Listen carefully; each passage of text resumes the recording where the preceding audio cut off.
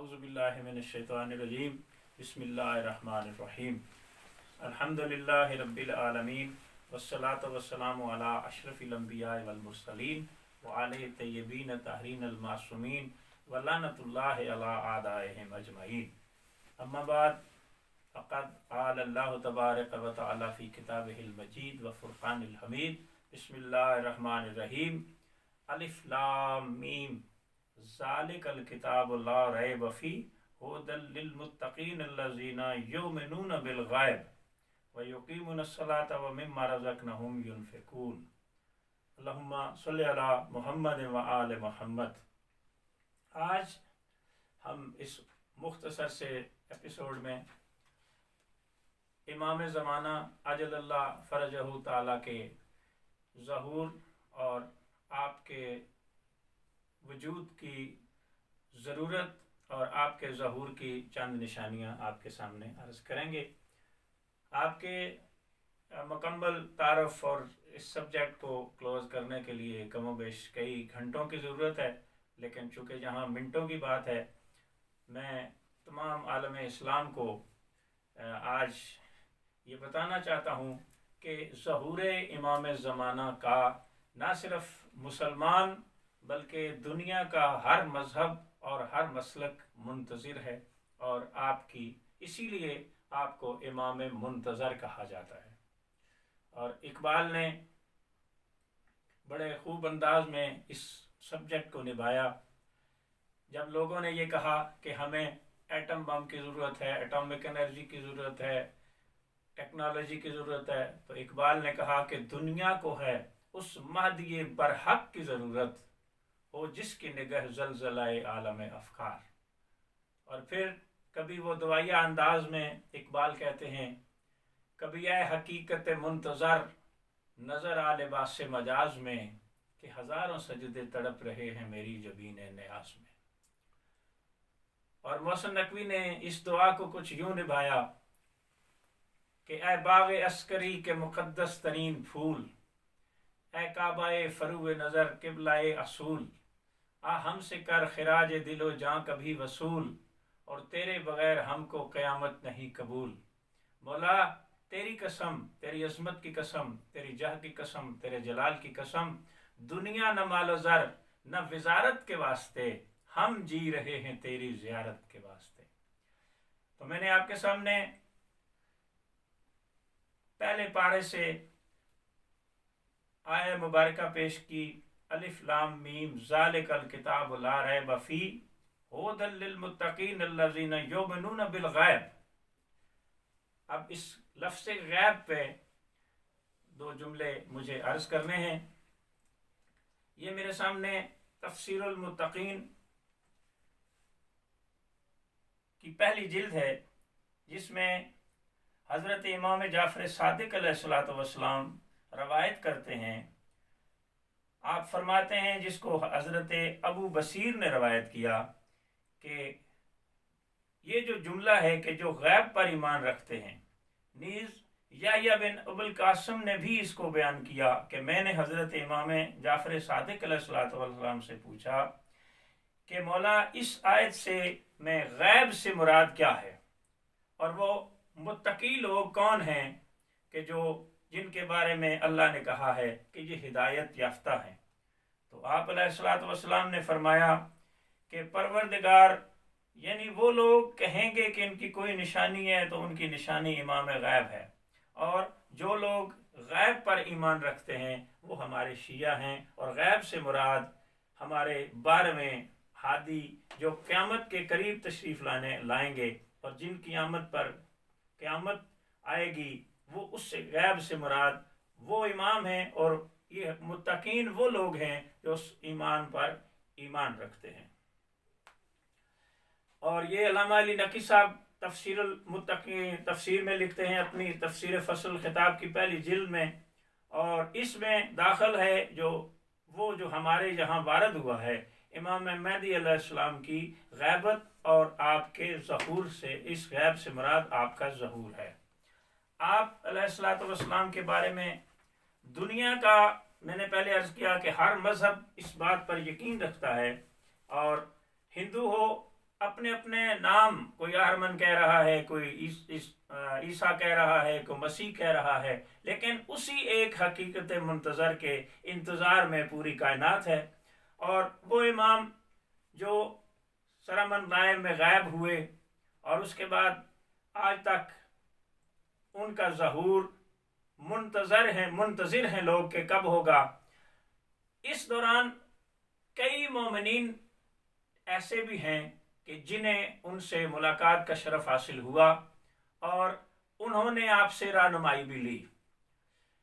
اب وقت تو کم ہے، لیکن مجھے والی بحرین کا وہ واقعہ کبھی نہیں بھولتا کہ جب والی بحرین نے شیعہ سے ایک انار پیش کر کے یہ پوچھا کہ بتائیے ان اناروں پہ یہ نام کیسے کندہ ہوئے، تو بحرین کے لوگ جو شیعہ تھے وہ بہت پریشان تھے، 3 رات تک آپ کو پکارتے رہے اور تیسری رات آپ سے ان کی ملاقات ہوئی۔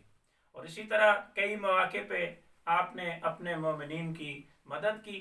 اور میں نے ائمہ علیہ السلام کی روایات میں یہ بھی پڑھا ہے کہ دنیا میں ہر شخص کبھی نہ کبھی کسی نہ کسی روپ میں امام کو دیکھتا ہے، اور جب آپ ظہور فرمائیں گے تو وہ آپ کو دیکھ کر کہے گا کہ میں نے تو آپ کو دیکھا ہوا ہے، لیکن آپ کا وجود جو ہے وہ کائنات میں قائم و دائم ہے۔ اب کتب آسمانی میں بھی قرآن مجید، فرقان حمید کے علاوہ تمام تر کتب آسمانی میں آپ کی غیبت اور اس کے ظہور کے بارے میں آیات موجود ہیں، جن میں زبور بھی ہے، انجیل بھی ہے، تورات بھی ہے۔ تو ان چاروں آسمانی کتب میں آپ کا تذکرہ موجود ہے۔ اور علامہ طاہر القادری نے اس ٹاپک پہ اپنی کتاب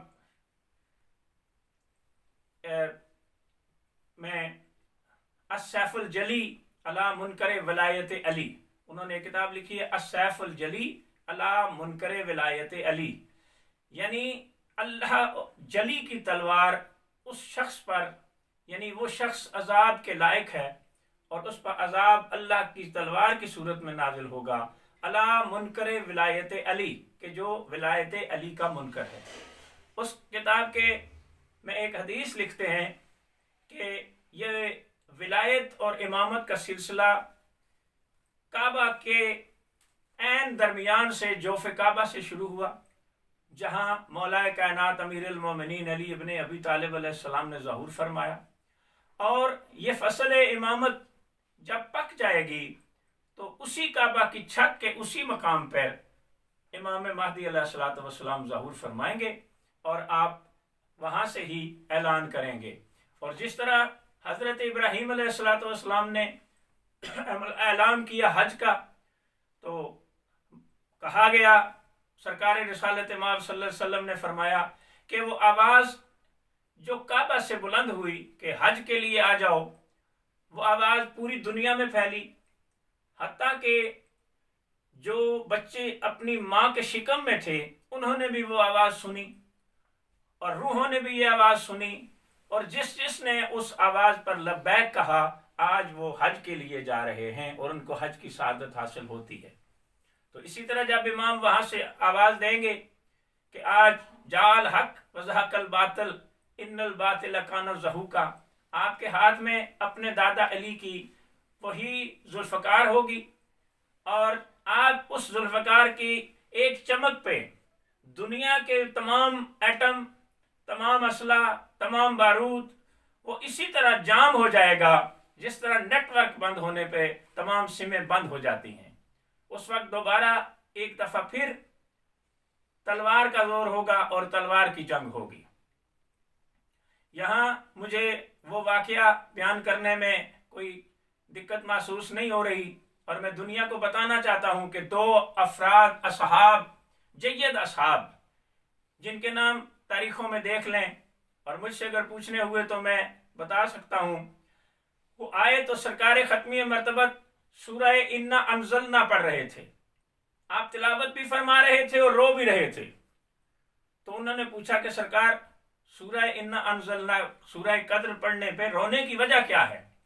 تو سرکار نے فرمایا کہ یہ سورہ پڑھ کے میں اپنی قوم کی، اپنی امت کی قیامت تک آنے والی حالات اور ان کے واقعات کو دیکھ رہا ہوں۔ پھر پوچھا کہ اے فلاں فلاں، مجھے یہ بتاؤ کہ اس میں اللہ فرماتا ہے اِنَّا أَنزَلْنَاهُ فِي لَيْلَةِ الْقَدْرِ وَمَا أَدْرَاكَ مَا لَيْلَةُ الْقَدْرِ لَيْلَةُ الْقَدْرِ خَيْرٌ مِنَ أَلْفِ شَهْرٍ تنزل الملائکۃ والروح فیہا بِإِذْنِ رَبِّهِم مِّن کُلِّ امر سلام۔ کہا کہ سارے امر نازل ہوں گے، ہوتے ہیں اپنے پروردگار کی طرف سے، روحیں بھی آتی ہیں، فرشتے بھی آتے ہیں۔ تو فرمایا کہ یہ بتاؤ کہ یہ کس پہ آئے، کس پہ آتے ہیں، تم پہ آتے ہیں؟ انہوں نے کہا نہیں سرکار، یہ تو آپ کی ذات بابرکات پہ آتے ہیں۔ تو سرکار نے فرمایا کہ مجھے بتاؤ کہ قیامت تک ہر سال یہ رات آئے گی؟ جی حضور ضرور آئے گی۔ فرمایا اس رات کو فرشتے اور روحیں آئیں گی؟ جی مولا آئیں گی۔ فرمایا کیا کس پر آئیں گی؟ انہوں نے کہا مولا اللہ اور اس کا رسول بہتر جانتا ہے۔ تو سرکار نے فرمایا کہ یاد رکھو، ہماری نسل سے، میری امت میں، میری اولاد سے ہر دور میں ایک امام آئے گا جو ان آیات اور ان تمام واقعات کا متحمل ہوگا، اور جس میں فرشتے اور روحیں آئیں گی، اور قیامت تک میرے نسل سے ایک ہادی ہوگا۔ تو جب سرکار ہر سال، سرکار اسی لیے ہم آپ کو امام زمانہ کہتے ہیں۔ بہت ساری علماء نے اس کی نشانیاں لکھی ہیں کہ آپ جب آئیں گے تو کیا کیا دنیا میں ظہور پذیر ہوگا اور کیسے کیسے واقعات ہوں گے۔ یہ تقریباً 300 کے قریب ہیں، لیکن یہ ساری اب بیان نہیں کی جا سکتی۔ ان میں سے چیدہ جو کہ اب اکثر ظاہر ہو رہی ہیں، وہ میں آپ کے سامنے عرض کرنا چاہتا ہوں۔ ان میں سب سے بڑی نشانی یہ ہے کہ عورتیں مردوں کے مشابہ ہوں گی۔ دوسرا فرمایا کہ مرد عورتوں جیسے ہو جائیں گے، یعنی عورتیں مردوں جیسی اور مرد عورتوں جیسے، اور عورتیں جو ہیں وہ زین جیسی چیزیں، یعنی گھوڑا، سائیکل، موٹر سائیکل پہ سواری کریں گی، اور نماز جان بوجھ کر قضا کی جائے گی۔ یہ 300 جو ہیں نشانیاں، ان میں سے چند نشانیاں میں عرض کر رہا ہوں۔ اور لوگ شریروں اور بد کرداروں کی زبان سے، ان کے شر سے اتنے ڈرتے ہوں گے کہ وہ حق بات کہنے سے خاموش رہیں گے۔ اور پھر فرمایا کہ خراسان کی جانب سے سیاہ جھنڈے برآمد ہوں گے، مشرق سے ایک ستارہ نکلے گا۔ یہ سرکار رسالت مآب صلی اللہ علیہ وسلم اور اولیاء کرام، ہمارے ائمہ علیہ السلام کے فرامین ہیں جن سے میں پڑھ رہا ہوں، جو 300 نشانیاں ہیں ان میں سے۔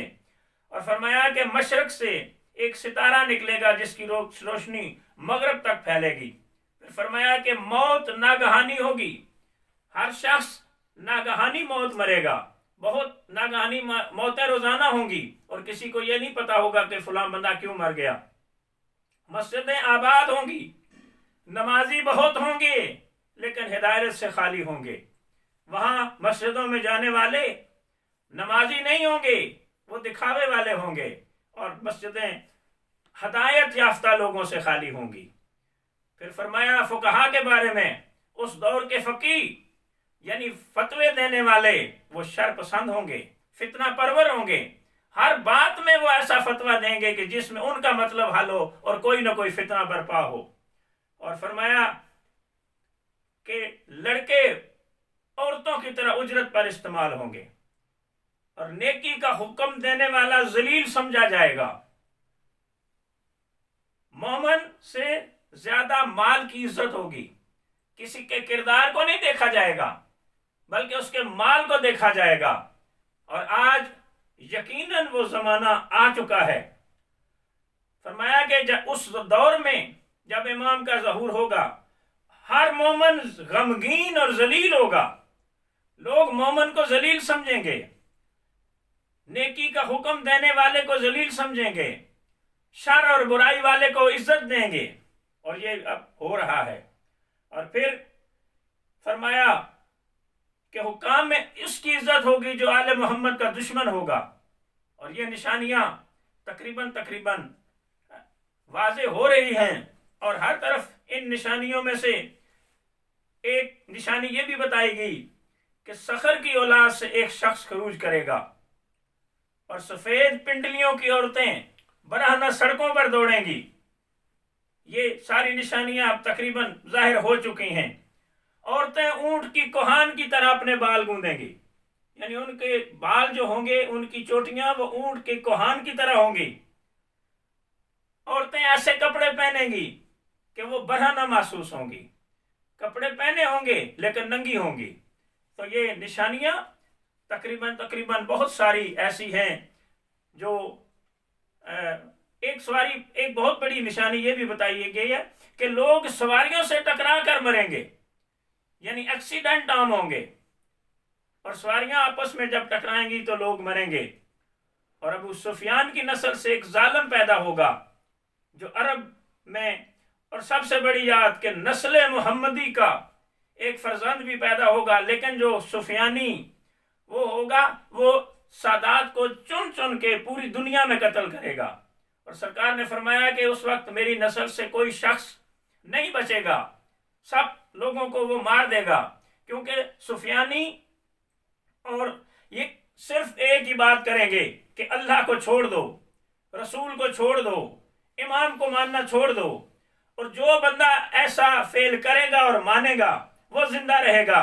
और यकीनन सादात जो हैं, जो आले रसूल हैं, वो उनकी इस शर्त को कभी तस्लीम नहीं करेंगे, लिहाजा वो शहीद कर दिए जाएंगे। और फिर इमाम ज़माना काबा की छत पे जाल हक वज़ाकल बातिल इन्नल बातिल काना ज़हूका ये आवाज लगाएंगे। इसके बाद 313 मुखलिस मोमन सरकार के साथ तशरीफ ले जाएंगे और वहां से सरकार खरूज फरमाएंगे। दुनिया का तमाम मसला उस वक्त मुंजमद हो जाएगा। तो उस वक्त सरकार वहां से तशरीफ लाएंगे। लेकिन एक जुल्फ़कार नामी एक किताब में अल्लामा ज़मीर अख्तर नकवी ने जो जुमले लिखे उससे मुझे इंतहाई दुख हुआ कि उस वक्त लोग हिंदू नहीं, सिख नहीं, ईसाई नहीं, पारसी नहीं, अपने ही मानने वालों में से कुछ लोग जिनका हुलिया मुतबर्रिक होगा। मैं यहाँ बयान इसलिए नहीं कर रहा कि हो सकता है कुछ लोगों को दिल में तकलीफ हो, वो ज़मीर अख्तर नकवी साहब की किताब जुल्फ़कार से कंसल्ट कर सकते हैं। तो उन्होंने लिखा है मुख्तलिफ हवालों से कि वो लोग जिनका हुलिया मुकद्दस होगा, जिनके माथों पे बड़े बड़े मेहराब होंगे, जिनके लिबास बड़े बड़े होंगे, लिबास मुतबर्रिक होंगे, दाढ़ियां बड़ी होंगी, वो लोग आके इमाम ज़माना का रास्ता रोकेंगे और इमाम ज़माना को मुसल्ले पर जाने से वो लोग रोकेंगे। इमाम ज़माना सबसे पहले तलवार निकाल के जुल्फ़कार से उन लोगों को कत्ल करेंगे जो आपको रोकेंगे। हम दुआ करते हैं कि हर शख्स को मौलाए कायनात इमाम का मुंतज़िर बनाए और मुंतज़र इमाम की हर वक्त दुआ कीजिए। अब ज़माना हमने अपने लिए बहुत कुछ मांग लिया, अब हर वक्त दुआए ज़हूर इमाम ज़माना की तिलावत हर तरफ होनी चाहिए और सरकार की आमद की दुआ करते हुए हर शख्स को ज़िंदगी गुजारनी चाहिए। दिन और रात में कम से कम एक बार ज़रूर सरकार की दुआ पढ़ें। वमा अलैना इल्लल बलागुल मुबीन।